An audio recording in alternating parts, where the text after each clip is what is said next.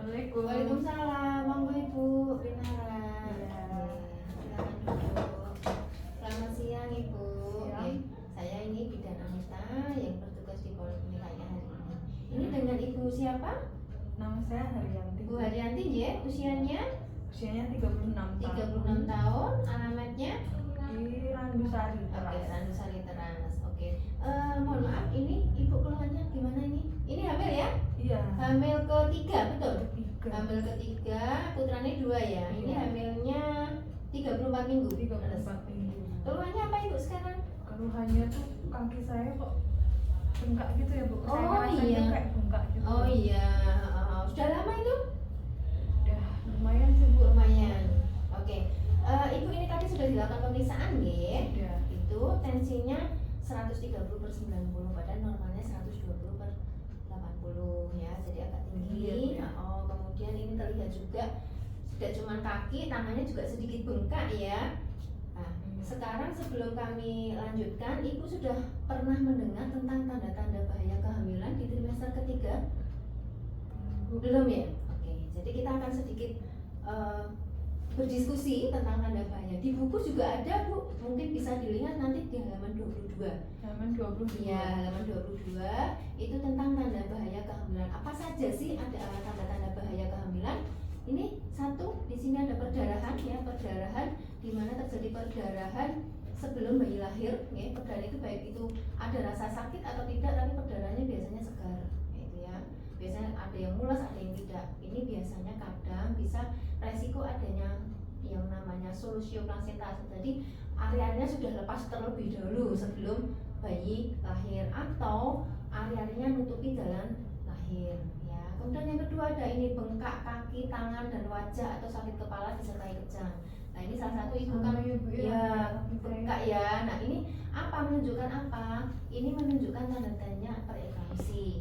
Ya, preeklamsi itu kalau kita mengenalnya seperti keracunan kehamilan. Ya, nanti boleh googling apa sih preeklamsi itu. Nah, ini. Kemudian ada lagi demam tinggi. Demam tinggi ini biasanya menunjukkan ke arah infeksi.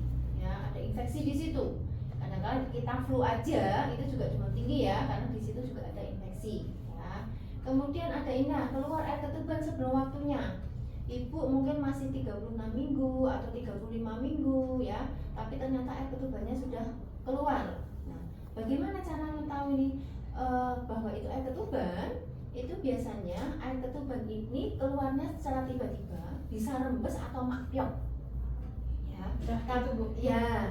Jadi tapi bisa Ibu harus niteni ini pipis atau air ketuban. Cara untuk mendeteksinya, kalau air ketuban itu baunya. Dari bau, kalau pipis kan baunya pesing ya, pesing. Kalau ketuban itu mengarah ke amis ya. Kemudian kalau pipis atau kencing itu dengan keluarnya pasti terasa, tapi kalau ketuban tidak terasa. Gitu ya. Tiba-tiba basah. Betul, kayak kita menstruasi ya, tiba-tiba seperti itu ya. Kemudian nah ini agak kalah pentingnya Bu, gerakan janin nih selama kehamilan.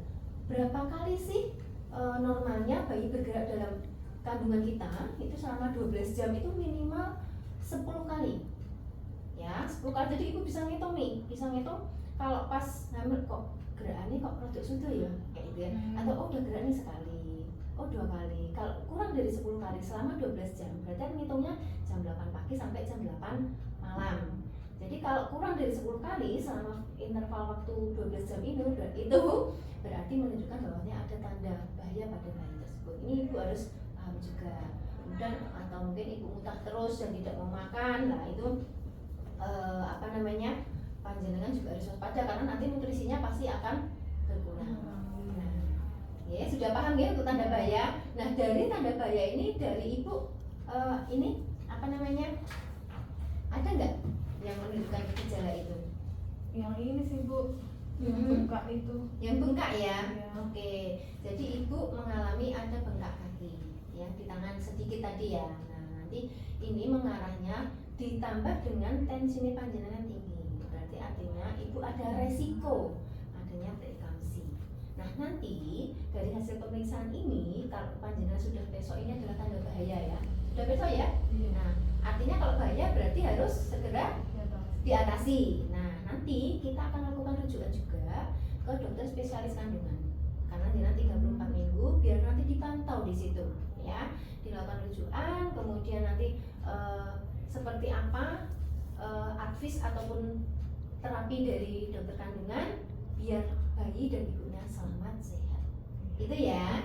Jadi udah paham ya ada tanda bahaya seperti ini. Jadi nanti di rumah juga dipantau. Ya, Nina sudah masuk di trimester ketiga, dipantau nih untuk tanda bahayanya ada enggak. Kalau ini tadi udah muncul satu ya. Iya. Nanti monggo nanti kita berikan rujukan, monggo nanti ibu mau ke rumah sakit mana nanti kita antar.